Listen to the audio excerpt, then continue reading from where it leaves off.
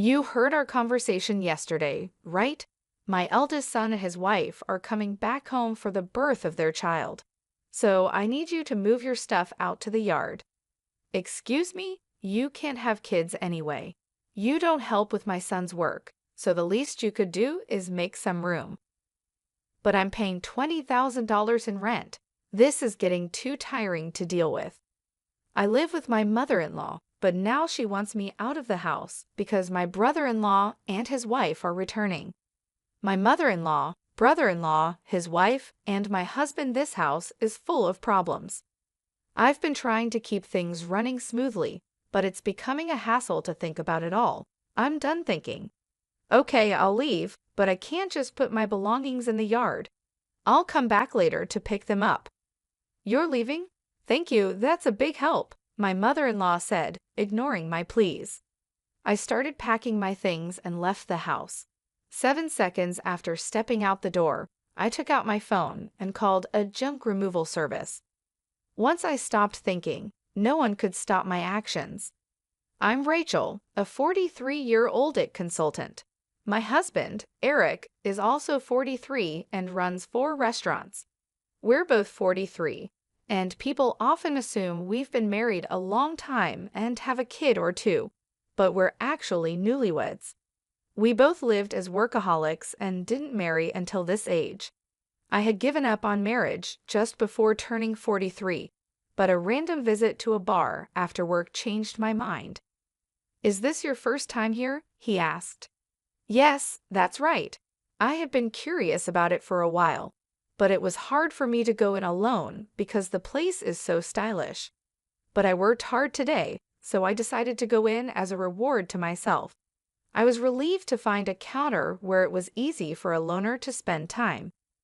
We have many women who come alone, so feel free to visit anytime. My husband Eric chatted with me with a smile. I sat at the end of the bar.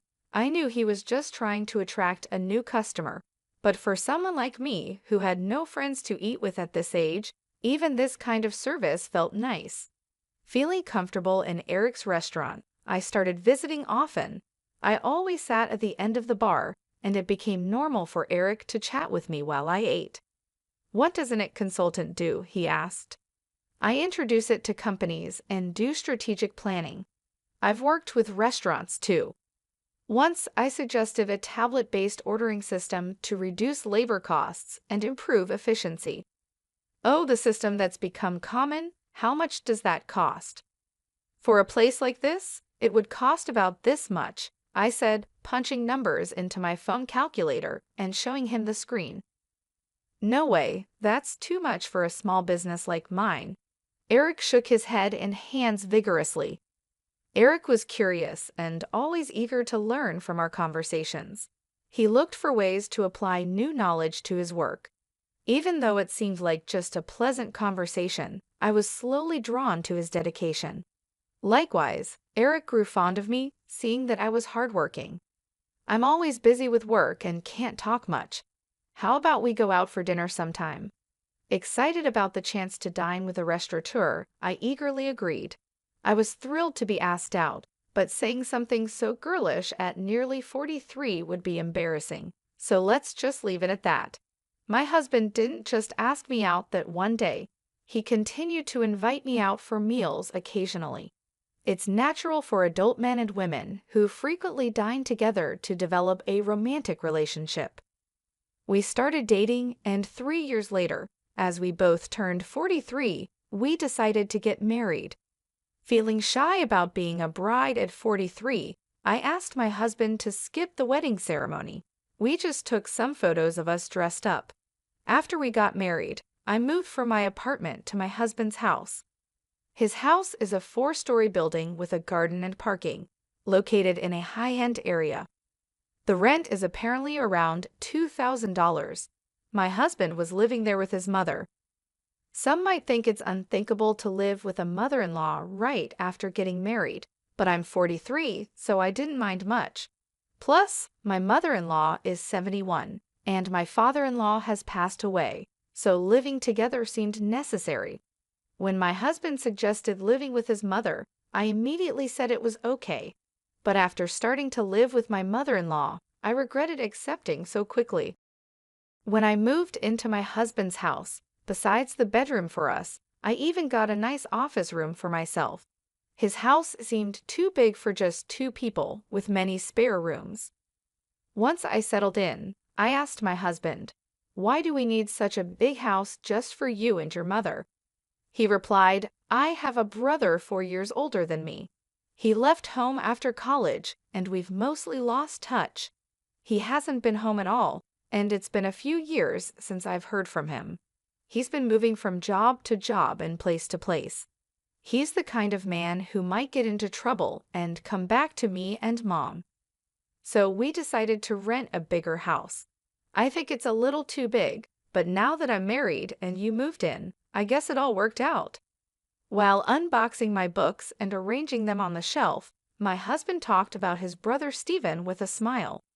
"It seems Stephen is aimlessly hopping from job to job, but my husband doesn't think badly of him. Don't talk about that kid. What if he really comes back?"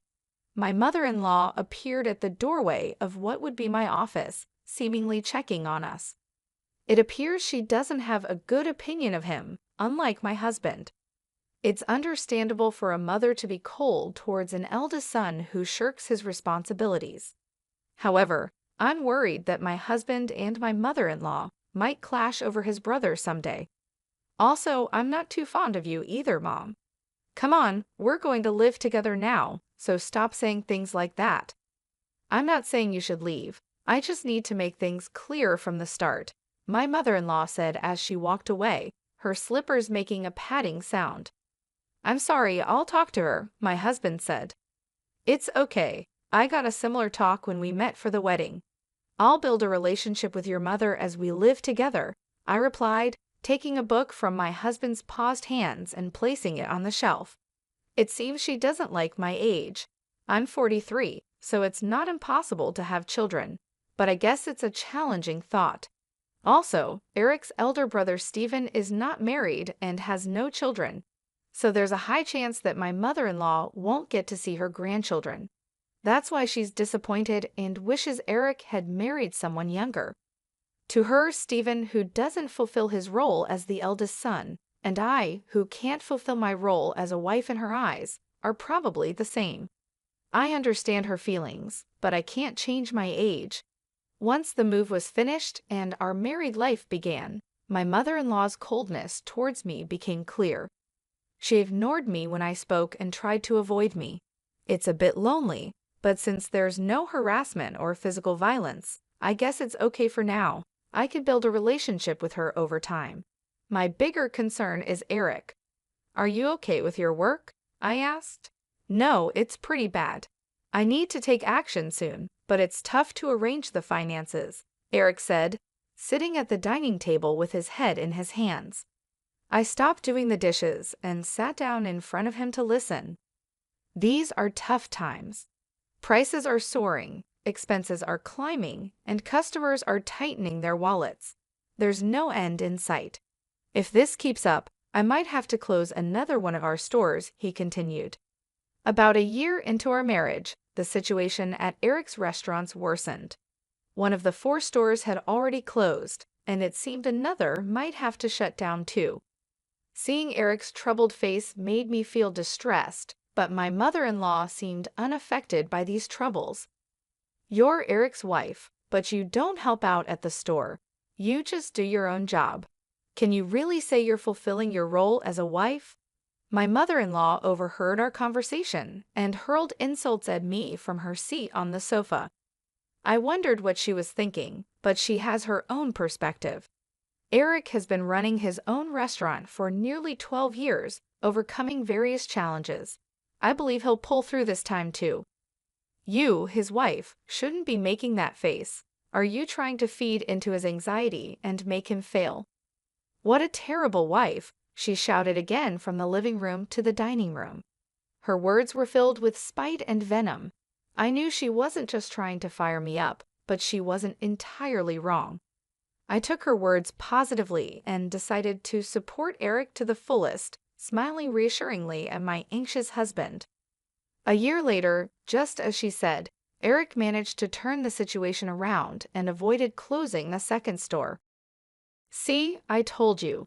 A stupid wife who can't even trust her husband. Don't drag Eric down, she said. As a side effect, my mother-in-law, who had previously ignored me, started lashing out at me without reservation. The relationship with her might seem to have worsened, but since Eric's business is doing well, I'll consider it a break-even situation. I thought things were balancing out, but it turned out worse for me. Eric, having stabilized the business and with a bit more money, seemed to get carried away, and I heard rumors about his affair. What is he thinking? If there's extra money, there are surely better ways to spend it. Also, it's strange how bad situations tend to pile up. Having seen Eric's business revenue drop, I know this all too well, but I never thought it would happen to me. Eric, Stephen called. His girlfriend is pregnant. That's great news. She's a 33-year-old who worked at the same bar as Eric. They asked something. What? You're being so formal all of a sudden. Stephen is a freelancer, and so is his pregnant girlfriend. With a baby on the way, they're struggling. They asked if they could move into this house and if they could work at your restaurant. I was thinking about how to confront Eric about the affair when my mother-in-law came into the living room and started talking to him. The conversation was about Stephen, whom I've never met, and I was completely left out as they continued talking. It was a strange scene. She used to dislike Stephen for not fulfilling his role as the eldest son, yet now she was asking Eric to welcome him. The reason was simple: the grandchild. She had given up hope of seeing a grandchild, but now saw an opportunity and completely changed her stance. She was even planning to offer them a home and jobs. Eric, who never thought badly of Stephen, had rented this big house for such a time, but the situation has changed, and now I'm here. Isn't it odd to have Stephen and his family move in? I looked at Eric in the living room from the dining area. He was looking back at me with a clearly troubled expression. Come on, it's a good thing. Stephen is in trouble, and you, Eric, have the means to help him. Ah, okay, I got it. Eric sighed, unable to say no to his mother. I had hoped he would stand up to her, but it seems it was just wishful thinking. He kept glancing at me, probably worried about my reaction. The worsening relationship with my mother-in-law, Eric's affair, now living with Stephen and his family, the problems just keep piling up.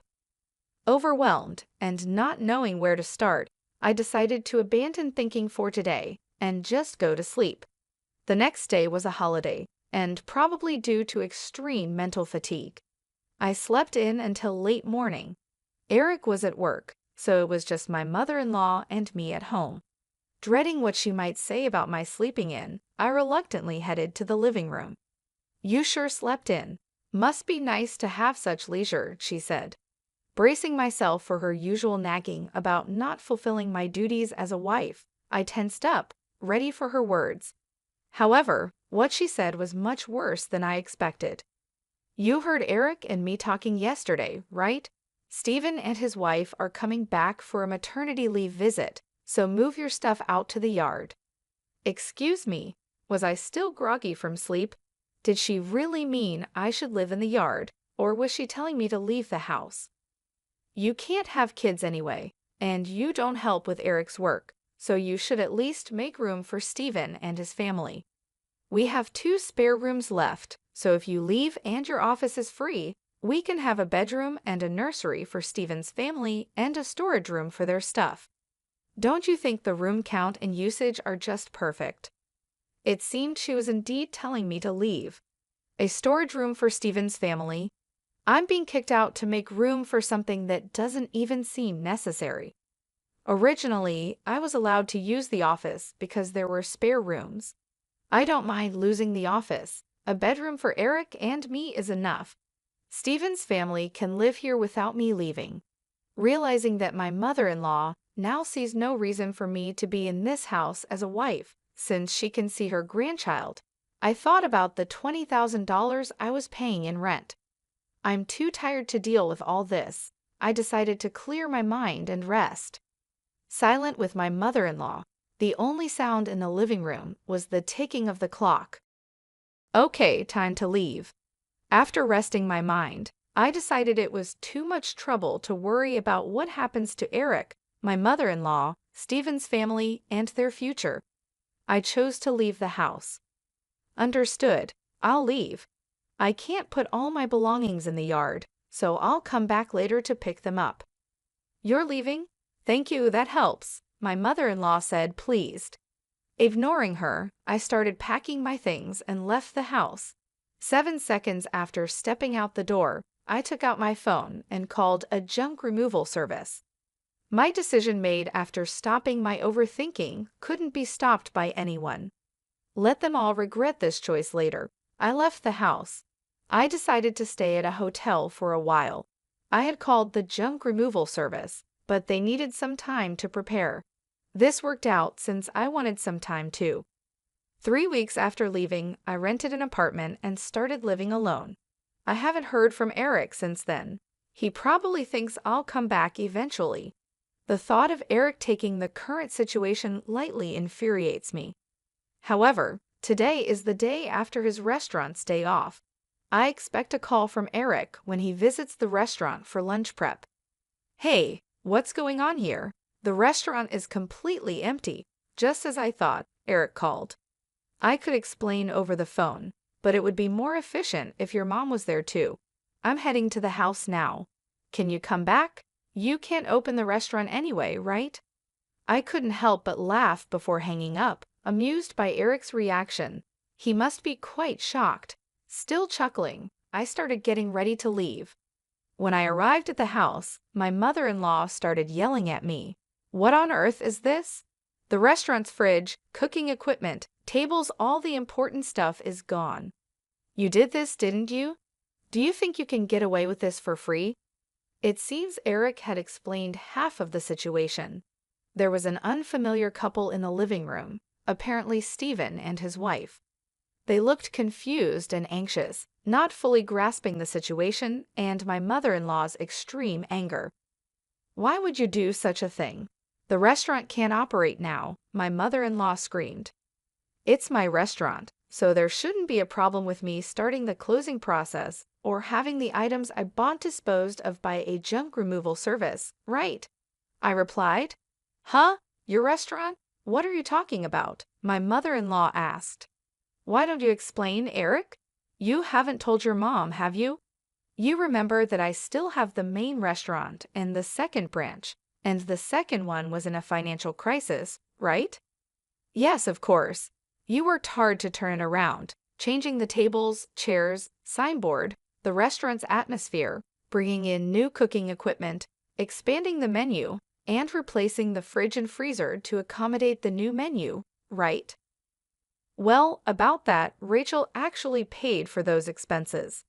What? What do you mean? Hearing Eric's words, my mother-in-law looked perplexed. She seemed to be trying hard to understand, but probably lacked the full information to grasp everything. Eric continued looking uncomfortable, like he was holding back from saying more, but it was clear this was going nowhere. I decided to explain everything. Before turning 43, I was single and working in it consulting. We didn't have a wedding ceremony, nor did we buy a new house after getting married, so I had saved up quite a bit of money. I lent Eric $400,000 to help turn around his struggling second restaurant branch. $400,000, but you can't just hand over such a large amount of money to your spouse, right? That's why I decided to buy the rights to the second branch and become its owner. I left most of the management to Eric, so there wasn't much for me to do as the owner. The only change was that Eric shifted his focus from the main branch to the second one for its recovery. When Eric's restaurant was in crisis, I showed my concern alongside him. It was when my mother-in-law yelled at me for not showing enough trust in my husband that I decided to support Eric to the fullest. My form of support was giving him the money I had saved during my single years. Eric, is this true? She asked. Yeah, it's true. She said it was okay if I failed and wasted the $400,000. She gave me the money, but since it was such a large amount, if it was going to fail anyway, she suggested becoming the owner. The plan was to pay back the borrowed $400,000 from the restaurant's earnings, but it was simpler for Rachel to become the owner and have the restaurant's income go directly to her. It also meant that she could decide whether to close the restaurant or not. It's a lie. Can something like that really happen? My mother-in-law exclaimed. I understand it's hard to believe hearing this all of a sudden. That's why I brought some evidence. I spread documents like the business license, transfer of rights agreement, and lease agreement on the table, proving that I was the owner of the restaurant. My mother-in-law's face turned red as she confirmed my name on those documents. Why didn't you say anything about this? You always talked about how you believed in Eric and how the restaurant was recovering, right? Even before we got married, you always encouraged Eric like that. He felt pressured by your words, but tried to live up to your expectations, not wanting to disappoint you as the head of the household. You're pretty cold to people like me and Steven who don't fulfill their roles, right? That's why Eric couldn't tell you he borrowed a large sum of money from me. He could have just told me, she protested.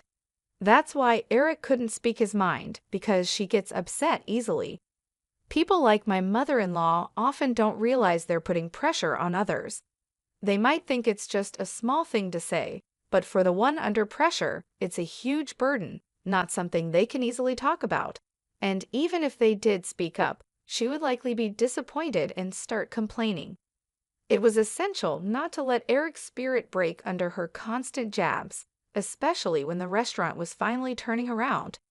That's why I kept quiet too. But I really wished she had refused when Steven and his family were coming back. Probably Eric thought it was work-related and agreed without thinking much. Mom, Rachel, I'm sorry. This situation is my fault for not being decisive enough. If I had managed the restaurant well from the start, Rachel wouldn't have had to lend her money. And if I wasn't so weak, I could have told you the truth. If Rachel decides to close the restaurant, then that's it. But what about the part-time workers? My mother-in-law asked. Don't worry. In the past 3 weeks, I've already informed everyone about closing the restaurant, and they all understood. For those interested, I've arranged part-time work at other restaurants through my IT consulting contacts. That's a relief. That was my only concern. So everyone was in on this? Rachel showing me an empty restaurant as a surprise, and everyone keeping the closure from me? Eric, I'm sorry too. I've been pressuring you. And Rachel, I'm sorry for everything up to now. I won't tell you to leave again. My mother-in-law apologized, and it seemed as if everything was resolving nicely. But that's a misunderstanding. I'm far from being satisfied, and the discussion is far from over. Let's settle this matter next. What's this? Divorce papers. When I placed the divorce papers on the table, Eric picked them up in shock. What does this mean? Why a divorce? This is supposed to be a reconciliation, right? Don't just assume we've reconciled. You might think it's a secret, but I know about your affair with the part-timer. All the part-time workers knew about it too. That's just a rumor. You can't say things like that without proof. I displayed an image on my smartphone that a part-time worker had sent me and placed it on the table amidst the scattered documents. This is a photo of you entering a hotel. It was taken by one of the part-timers. If you leave the restaurant together and walk towards the nearby hotel district, anyone can take such evidence, not just the police or detectives. Did getting the second branch back on track give you too much confidence? You really got carried away as the owner of the restaurant. I couldn't do much in the day-to-day operations, but I still visited the restaurant from time to time. That's when the part-time workers told me about Eric's affair and asked for my help. When I promised to handle it, they provided incredible support. They sent me proof and even kept the closure of the restaurant a secret from him.